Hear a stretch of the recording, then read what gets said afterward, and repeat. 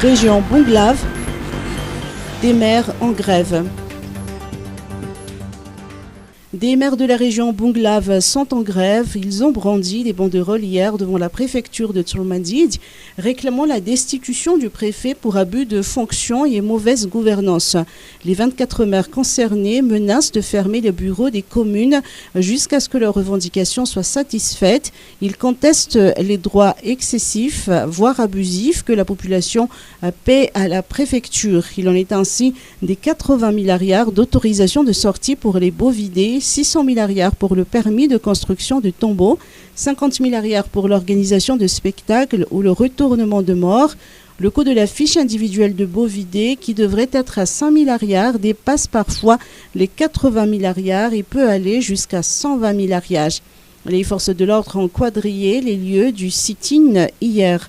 Le commandant de l'Hémorrhèque de Bonglav, Léon Renji Malantin, a lancé un appel à l'apaisement en vertu des fêtes de fin d'année. Les responsables de la préfecture n'ayant pas été sur les lieux, leur version des faits est attendue.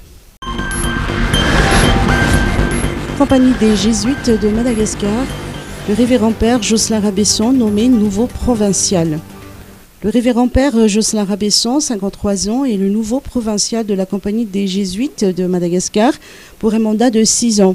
Il succède à ce poste au révérend père Fulgence Ratsimbazaf. Avant cette nomination, le père Jocelyn Rabesson a été le recteur de l'Institut de théologie de la Compagnie des Jésuites à Abidjan, en Côte d'Ivoire. À noter que la province de la Compagnie des Jésuites de Madagascar a célébré ses 50 années d'existence en 2021, si les premiers missionnaires jésuites sont arrivés au pays en 1855.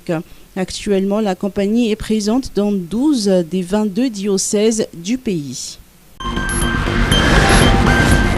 EPP Tsaratanana à Batumravav, 3 nouvelles salles de classe.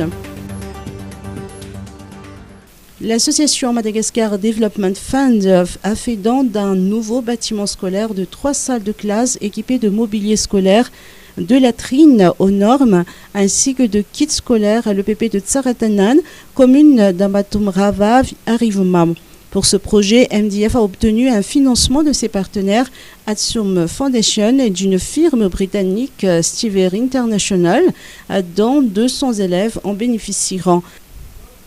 La nouvelle infrastructure a été inaugurée mercredi 21 décembre par les autorités locales, conduites par le député élu d'Arivumam, le directeur régional de l'éducation nationale d'ITAS et le maire d'Ambatumravav, assisté des autorités locales et de la représentante de MDF.